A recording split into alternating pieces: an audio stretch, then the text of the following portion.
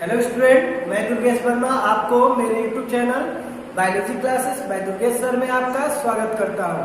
मैं आज पुनः एक नया वीडियो अपलोड करने जा रहा हूं और ये वीडियो जो है यह आपके क्लास 10 का, और इस क्लास 10 में हम लोग जो टॉपिक डिस्कस कर रहे हैं वो है आपका मेंडल्स कंट्रीब्यूशन। आपके बुक में ये नेम से ये टॉपिक दिया गया है और उस मेंडल कंट्रीब्यूशन में मैंने मेंडल का लॉ बताया था, आपको याद होगा, जिसमें से मैंने आपको फर्स्ट लॉ बताया था लॉ ऑफ डोमिनेंस।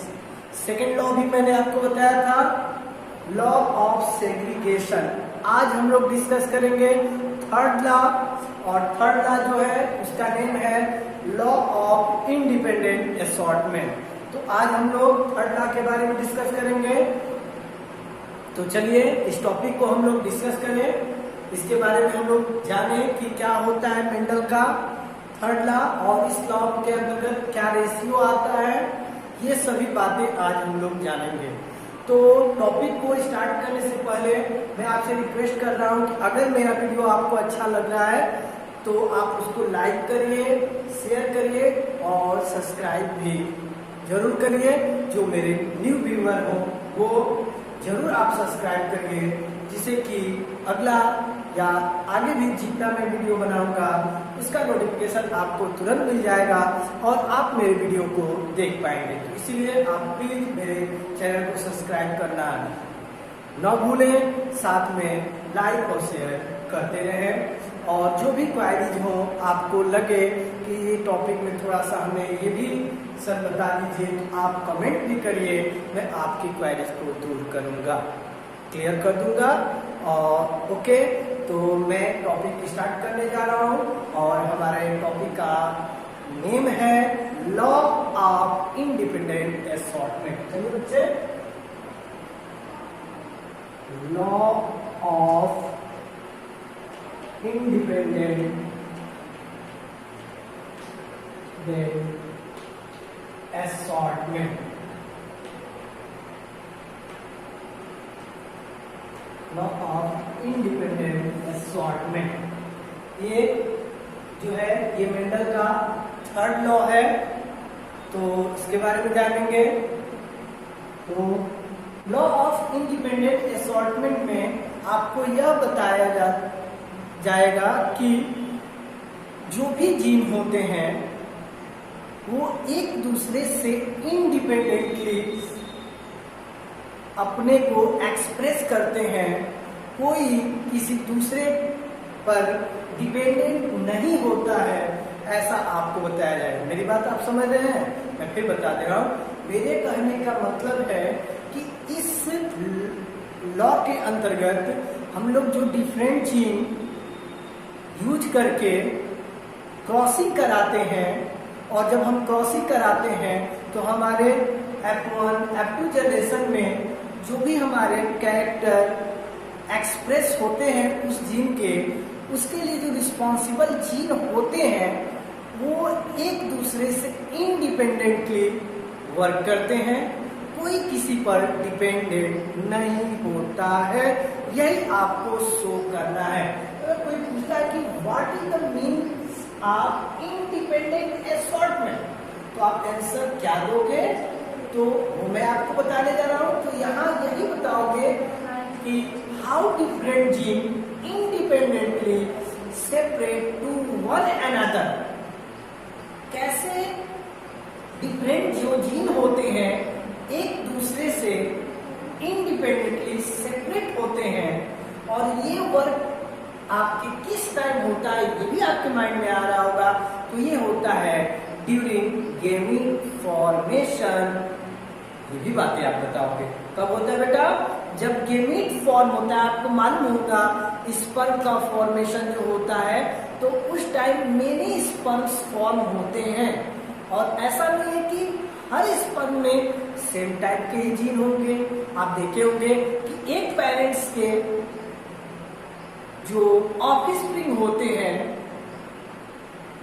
वो सभी सेम नहीं होते हैं, कुछ ना कुछ उनमें डिफरेंट होता है। आपने देखा होगा कोई टॉल होता है, कोई ड्वार्फ होता है, आपने अक्सर देखा होगा। तो ऐसा किस तरीके से हो रहा है, तो उसके लिए आप बताओगे, क्योंकि जब डिफरेंट जीन इंडिपेंडेंटली सेपरेट होकर अपने को एक्सप्रेस करते हैं, तो इसी कारण जो आपको गेमेट में डिफरेंट जीन सेपरेटली वर्क करते हैं और उनके सेपरेटली वर्क करने से ही आपके जो कैरेक्टर होते हैं उनमें डिफरेंसेस आते हैं। ये बातें आपका यह लॉ बताता है और आपको याद रखना पड़ेगा। तो अगर कोई पूछता है कि what is the means of law of independent assortment, तो आप बता सकते हो अकॉर्डिंग टू दिस लॉ, मैं लिखने जा रहा हूं, according to this law, according to this law, this law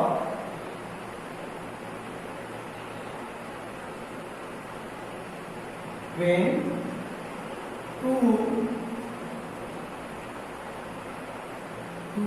or more genes, when two or more genes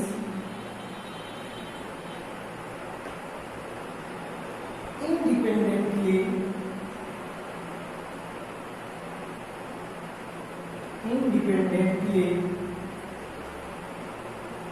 separate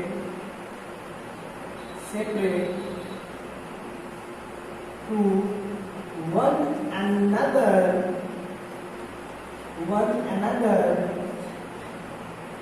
during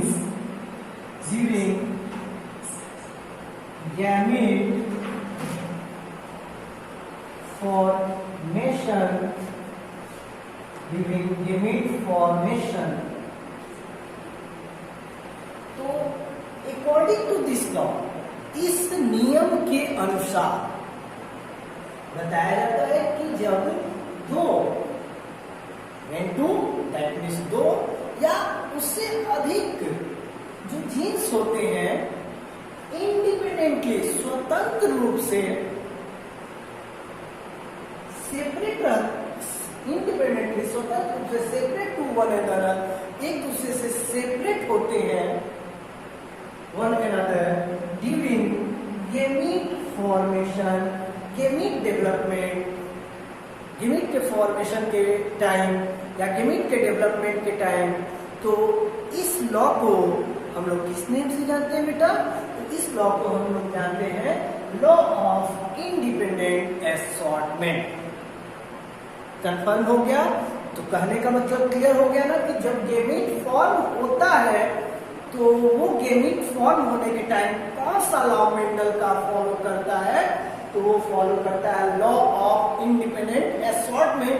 ये बातें आप जरूर बताइएगा। और इस लॉ का मतलब क्या होता है मैंने अभी बताया कि सभी गेमीट में जो जीन होते हैं वो इंडिपेंडेंटली वर्क करते हैं, सेपरेटली वर्क करते हैं, ऐसा देखने को मिलता है। ये भी आप बातें बताओगे। क्लियर हो गया ना बेटा? वहां पर आपका क्या था कि वहां पर वन जीन होते थे, उसमें क्या होता था या तो एक दूसरे से या आपका देखते थे कि एक हाइड हो जाता था, मतलब एक डोमिनेंट ही आपका शो होता था। लेकिन आपके लॉ ऑफ इंडिपेंडेंट असॉर्टमेंट में आपको यह देखने को मिलेगा, जो रिजल्टेंट आएगा उसमें यह देखने को मिलेगा कि जो जीन होते हैं वो इंडिपेंडेंटली सेपरेट होते हैं ड्यूरिंग गेमीट फॉर्मेशन। ये बातें आपको बताई जाएंगी according to law of independent assortment. तो चलिए इस लॉ के बारे में और हम लोग डिटेल स्टडी करें with the help of example. तो चलिए एग्जाम्पल मैं दे रहा हूं और एग्जाम्पल से आपको क्लियर हो जाएगा।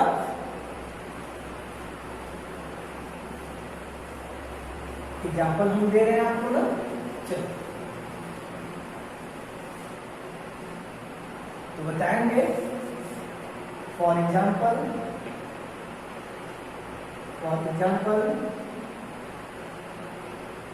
when Mendel choose, and mental choose two contrasting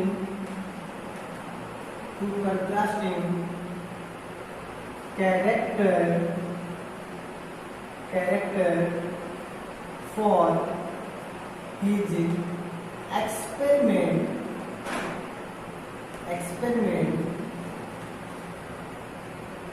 then in F1 generation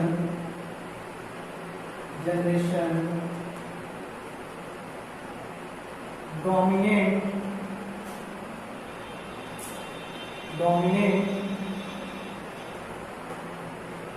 trait is observed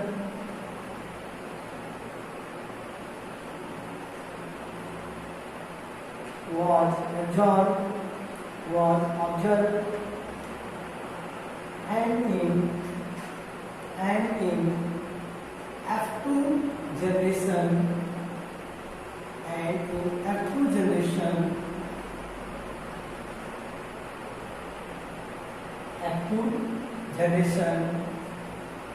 dominant and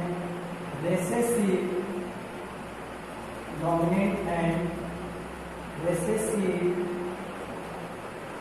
both contrasting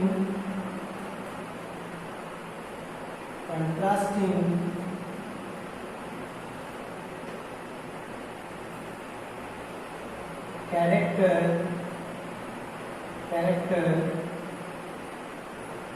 express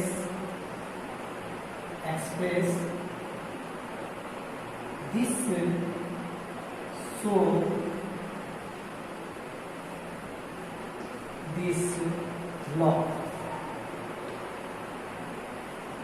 तो यहाँ पर जो आपने ट्रेट लिखा है यहाँ पर आप ऐड कर देंगे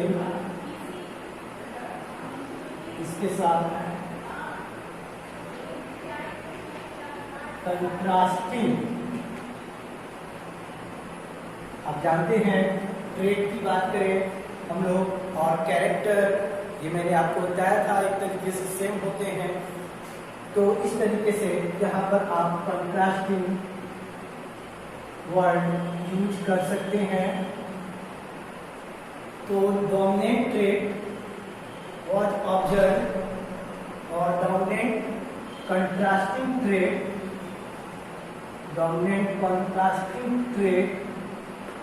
और dominant trait का मतलब यहाँ पर आपका क्या शो कर रहा है बेटा, contrasting trait जो है और कैरेक्टर was observed, वो ऑब्जर्व किए गए थे। उसके बाद F2 जनरेशन में डोमिनेंट और रेसेसिव दोनों कंट्रास्टिंग जो कैरेक्टर और ट्रेट एक्सप्रेस हुए जो इस लॉ को शो करते हैं। This show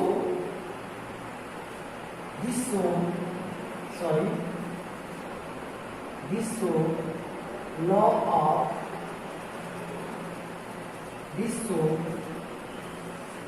off independent assortment. तो ये किसको शो करते हैं, इंडिपेंडेंट असॉर्टमेंट को शो करते हैं। ये आप बताओगे। क्लियर हो गया? रिपीट पढ़ते रहा हूं। देखिए इसमें क्या कर रहा है कि जब मेंडल ने दो कैरेक्टर को, दो कंट्रास्टिंग ट्रेट को फॉर हिज एक्सपेरिमेंट, अपने एक्सपेरिमेंट के लिए, अगर यहाँ पर हम कंट्रास्टिंग कैरेक्टर के प्लेस पे ट्रेट वर्ड यूज कर दें तो और अच्छा होगा, क्योंकि हम हर जगह ट्रेट यूज कर रहे हैं। ओके, तो इसलिए हम लोग यहाँ पर ट्रेट ही वर्ड यूज कर ले तो और अच्छा होगा बेटा। आप ट्रेट वर्ड यूज कर लेना, कैरेक्टर भी यूज कर लो, कोई प्रॉब्लम नहीं है। ये माइंड में आप सेट रखना, क्योंकि हम कंट्रास्टिंग की बात कर रहे हैं। अगर हम डायरेक्टली कैरेक्टर ओनली बात करते तो थोड़ा सा प्रॉब्लम होता। एक कंट्रास्टिंग हो जाता है तो आपको मालूम है ना, टॉल का कंपैरिजन को शो कर रहा है। क्लियर हो गया ना? ये ट्रेट के अंतर्गत आता है। और कैरेक्टर के अंतर्गत आप जानते हो, मैंने बताया था ना, शेप, कलर, ये सब कैरेक्टर है, लेकिन कॉन्ट्रास्टिंग लग गया, मतलब कंपैरिजन कर रहा है कि अगर हाइट का जो कंट्रास्टिंग होगा तो कौन सा होगा? हाइट में दो कंट्रास्टिंग फॉर्म है, एक आपका टॉल होगा तो एक आपका क्या होगा? ड्वार्फ होगा। ये शो किया जा रहा है बेटा, अच्छे से समझ लेना। तो यही बता रहा है। तो उन्होंने क्या ऑब्जर्व किया था? उन्होंने, मेंडल ने क्या ऑब्जर्व किया एप्पल जनरेशन में कि डोमिनेंट ट्रेट तो ऑब्जर्व हुए, बट जब उसी को उन्होंने एक्टिव जनरेशन में जब देखा तो एक्टिव जनरेशन में उन्हें क्या मिला कि रिसेसिव डोमिनेंट दोनों एक्सप्रेस हो रहे हैं और वो सभी एक दूसरे से क्या है? इंडिपेंडेंटली है, इंडिपेंडेंटली है। और ये कब होता है मैं बता चुका हूं, during gamete formation this law show this independent assortment को, यह लॉ, यह experiment, sorry, this experiment show, बेटा याद रखना, this experiment show the law of independent assortment. Clear हो गया होगा? तो मेंडल ने पहले टू कंट्रास्टिंग कैरेक्टर को लिया, ट्रेट को लिया अपने एक्सपेरिमेंट के लिए, और तब उन्होंने एप्पल जनरेशन में डोमिनेंट ट्रेट को ऑब्जर्व किया, डोमिनेंट कंट्रास्टिंग ट्रेट को ऑब्जर्व किया। उसके बाद वह ऑब्जर्व किया था एंड इन एक्टिव जनरेशन, और एक्टिव जनरेशन में डोमिनेंट और रिसेसिव दोनों कंट्रास्टिंग ट्रेट देखने को मिले, एक्सप्रेस हुए, एंड दिस शो, और यह दर्शाता है लॉ ऑफ इंडिपेंडेंट असॉर्टमेंट को। या किसको दर्शाता है? लॉ ऑफ इंडिपेंडेंट असॉर्टमेंट को। तो अब हम लोग एक्सपेरिमेंट में उन्होंने क्या किया है वो अब हम लोग जानेंगे इसी के अंतर्गत। तो चलिए, जो दो कंट्रास्टिंग ट्रेट दिए हैं वो क्या क्या थे, जो जिसको लेकर उन्होंने अपना एक्सपेरिमेंट किया था?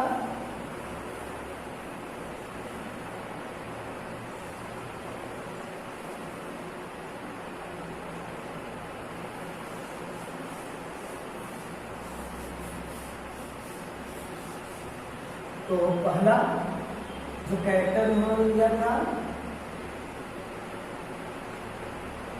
पहला जो कैरेक्टर था वो था कलर, सॉरी,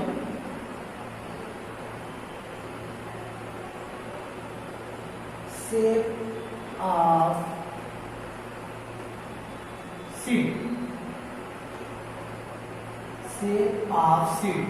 और शेप ऑफ सीड का जो कंट्रास्टिंग फॉर्म होगा, यहाँ कंट्रास्टिंग लिख दे रहे हो बेटा, अच्छे से आपको समझ में आया।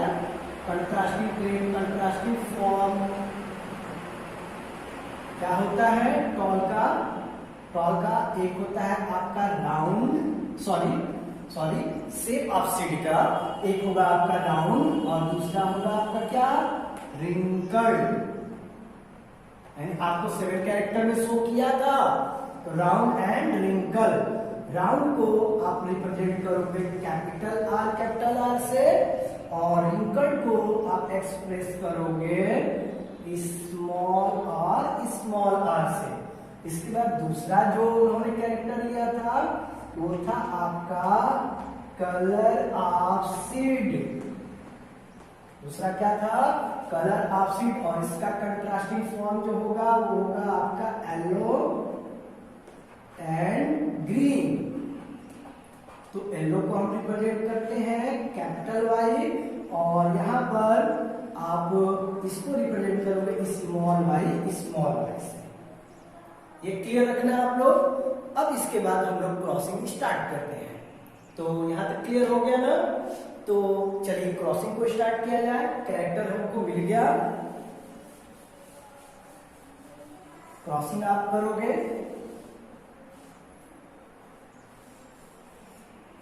अब क्रॉसिंग होगा ना, कैपिटल आर,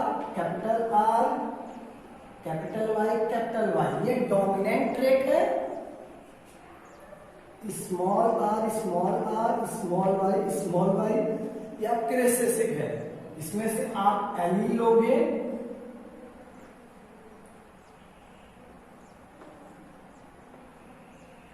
इसमें आपका स्मॉल आर स्मॉल वाई।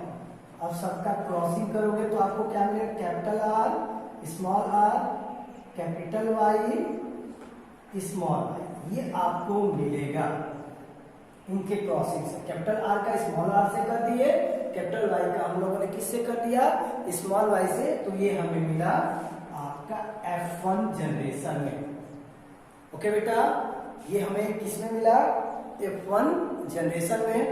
अब हम लोग इसका फिर क्रॉसिंग करेंगे, आपको याद होगा।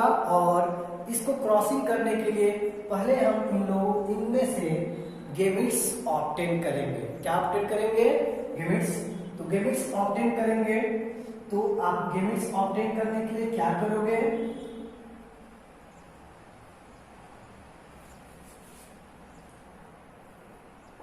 इसका capital R small R capital Y small Y, इससे आपको क्रॉस कराना है। तो पहले इनमें से लिमिट्स लोगे, फिर इनमें से लिमिट लोगे। तो देखो गेमिट्स लेने के लिए, गेमिट्स लेने का यहाँ का थोड़ा सा दूसरा रूल चलता है बेटा।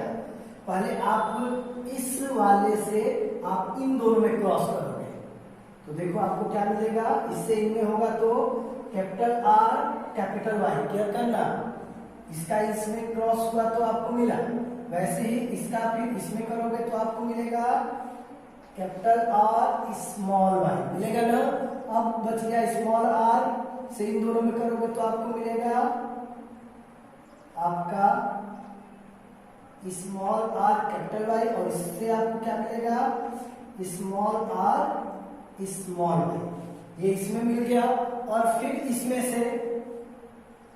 इसमें से आप ऑब्टेन करोगे तो फिर वही आएगा, आपका मिलेगा same capital R small R, sorry capital R capital Y, clear हो गया। इसके बाद कैपिटल आर स्मॉल वाई, फिर आपका मिलेगा small R capital Y small R small Y, ये आपको मिले हैं क्या, गेमिट्स। ऐसा हमने क्यों किया है, क्योंकि कभी भी जो फ्यूजन होता है, देखो यहाँ पर हमने गेमिट लेकर फ्यूजन कराया है ना, इसलिए ये इसके गेमिट्स हो गए। अगर कोई पूछे तो आप बताओ कि क्यों ऐसा कर रहे हो भाई, डायरेक्ट क्यों नहीं कर रहे हो, तो आप आंसर देना, क्योंकि हर क्रॉसिंग के लिए हमें पहले एलिजिबल गेमिट्स ऑब्टेन करने पड़ते हैं। जब हम 2 लिए हैं कैरेक्टर, तो इसलिए हमें गेमिट्स ऑब्टेन करने पड़ेंगे। 2 गेमिट्स या 2 फॉर्म होना चाहिए, उस गेमिट्स के अंदर दोनों फॉर्म होना चाहिए, तब जाकर हम क्रॉसिंग करेंगे। ओके बेटा, तो बताना this is the gametes and after the gametes obtain we will cross between them. Okay, तो चलिए अब हम लोग क्रॉस करेंगे और देखेंगे कि हमको F2 जनरेशन में क्या मिल रहा है। तो F2 जनरेशन के लिए जो हमें मिला है उसका हम लोग क्रॉसिंग करेंगे।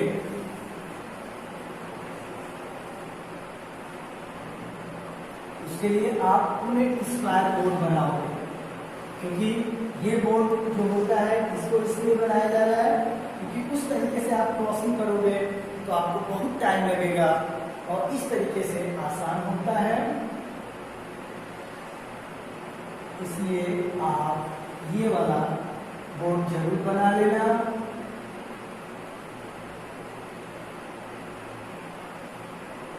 जिससे आपको बेटा बहुत ही आसानी होगी।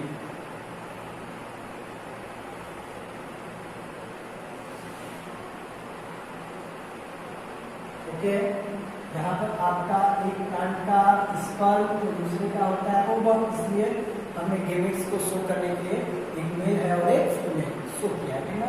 तो हमने क्या ऑब्टेन किया था, कैपिटल आर कैपिटल वाई, इसके बाद हमने ऑब्टेन किया था एक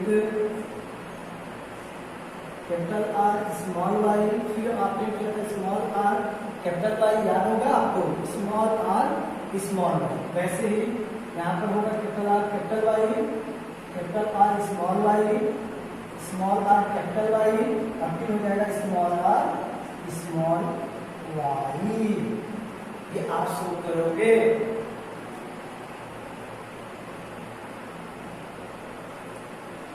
क्लियर हो गया। अब इनका क्रॉसिंग करा दिया जाए, तो आपको मालूम है कि इसका सभी में करते हैं हम याद है ना, मैंने इसमें बताया था।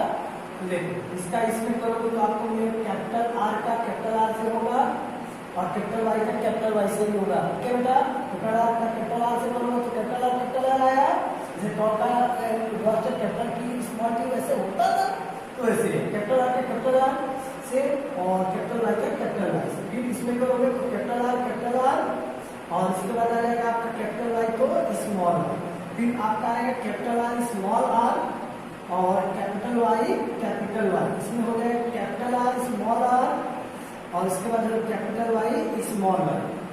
ये आपको क्लियर हो रहा होगा। वैसे ही आप इसका करो तो अब इसमें करोगे तो इसका इस वाले का इन सभी में करना है बेटा, क्योंकि सभी एक इंडिपेंडेंट होते हैं ना, मैंने बताया ना, इसलिए सब इंडिपेंडेंटली क्रॉस होगा।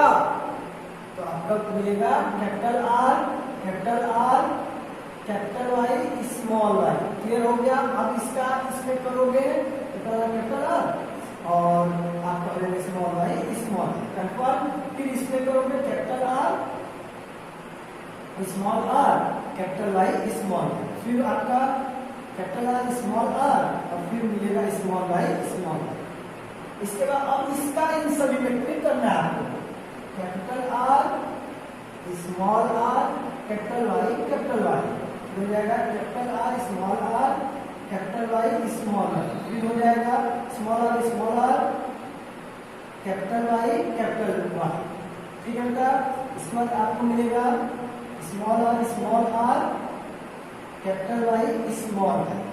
इसके बाद आपका इसमें करोगे तो आपका मिलेगा capital R capital Y small R, फिर मिलेगा capital R small Y small, फिर मिलेगा आपका small R capital Y small और लास्ट में आपको मिलेगा स्मॉल वाई स्मॉल। ये आपको ऑब्टेन हुआ। क्लियर हो गया। अब हमको क्या करना है वो अब जानेंगे। तो अब हमें इसमें फिनोटाइप को ऑब्टेन करना है। फिनोटाइप का मतलब कौन कौन से कैरेक्टर को शो करेगा, ठीक ना। तो हमने पहला गिवन किया था आपका कैपिटल आर कैपिटल वाई, ये गिवन है ना। तो इससे हमें क्या शो होगा कि कैपिटल आर राउंड के लिए होता है और वाई किसके लिए होता है, एलो के लिए, राउंड एंड एलो। तो अब हम इस कंपार्टमेंट में जो डिब्बे बने हुए हैं, ये जो स्क्वायर स्ट्रक्चर है, इसमें हम देखेंगे कि कौन सा ऐसा है जिसमें दोनों प्रेजेंट है। अगर दोनों प्रेजेंट हैं तो उसको हम टेक कर लेंगे आर पी क्यू एस से रिप्रेजेंट करते हुए। तो अब आप देखो कि इसमें कैपिटल आर और कैपिटल वाई दोनों प्रेजेंट हैं, आर से रिप्रेजेंट करो कि राउंड को शो करेंगे, ठीक है। इसमें भी दोनों प्रेजेंट है, आर से रिप्रेजेंट देखो कैपिटल आर और कैपिटल वाई है, इसमें भी है ना, इसमें भी है ना। अब देखो इसमें भी है, इसमें नहीं है। देखो कैपिटल आर है लेकिन स्मॉल वाई कैपिटल वाई नहीं है, इसमें देखो इसमें है, तो आप आर से रिप्रेजेंट करो। इसमें नहीं है क्योंकि कैपिटल आर तो है लेकिन स्मॉल वाई क्या करना बेटा, इसमें है, इसमें है, इसमें नहीं है, इसमें नहीं। क्लियर हो गया। इसमें है, अब देखो इसमें नहीं है, कैपिटल आर तो है लेकिन small Y, capital R small Y, sorry small R small Y, small R small Y capital Y, ऐसे है मतलब है नहीं। क्लियर हो गया। तो कितने हो रहे हैं काउंट करो तो 1 2 3 4 5 6 7 8 9। आपका ये कितने ऑप्टेन हुए, 9। क्लियर हो गया। अब दूसरा हमने ऑप्टेन किया जो कैरेक्टर को शो करे कैपिटल आर स्मॉल वाई, ये किसको शो करेगा बेटा, राउंड को होगा लेकिन कलर कैसा होगा, ग्रीन होगा। तो चलो इसको देखें, जिसमें ये दोनों प्रेजेंट है, इनको छोड़कर ये जो हो गए उनको अब नहीं लेना है, ठीक ना। तो देखो इसमें है तो इसको पी से रिप्रेजेंट करो। देखो इसमें तो हो गया है, इसमें देखो है, पी से रिप्रेजेंट करो। और इसके बाद देखो तो और ये है, यहाँ पे पी से रिप्रेजेंट करो। अब देखोगे तो और कहीं नहीं है, तो ये कितने हैं नंबर में, 3 है। क्लियर हो गया ना। अब इसके बाद थर्ड वाला लिमिट का स्मॉल आर कैपिटल वाई। तो स्मॉल आर किसको रिप्रेजेंट करेगा? आपका रिंकल्ड को।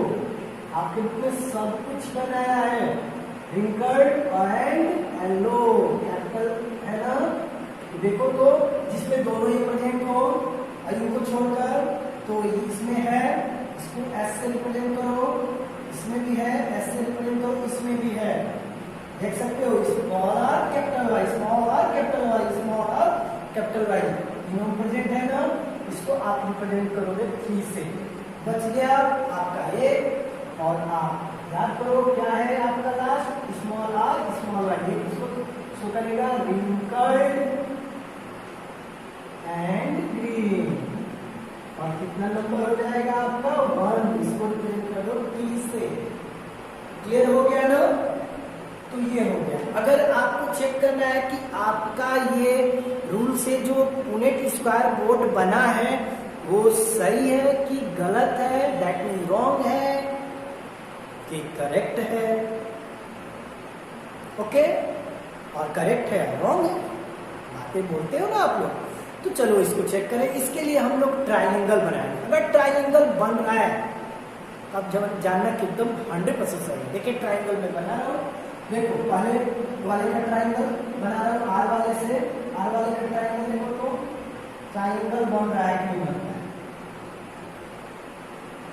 देखो बेटा ट्राइंगल बन गया, 9 हो गए, क्लियर हो गया। अब दूसरे वाले का देखो तो दूसरे का जिसने बी से रिप्रेजेंट करे है, इसमें ये नहीं आएगा, इसमें आ गया है, सॉरी थोड़ा सा इसको इधर से लेके जाओगे या इस वर्ड को आप इसको यही से रहने दो, इस वर्ड को बी को यहाँ दिखा दो और इसके बाद ट्राइंगल इसका भी बन जाएगा, थोड़ा सा अपोजिट ट्राइंगल हो जाएगा। यहाँ पी लगा दो, वर्ड को बस समझाने के लिए बेटा ऐसा किया जाता है। देखो ये भी एक ट्राइंगल बन गया, थोड़ा सा ट्राइंगल ना नहीं है बट ट्राइंगल जैसा दिख रहा है ना। अब देखो इसके बाद इसका भी, इसका तो कितना अच्छा बन रहा है। देखो तो 3 ट्राइंगल भी हमें मिल रहा है।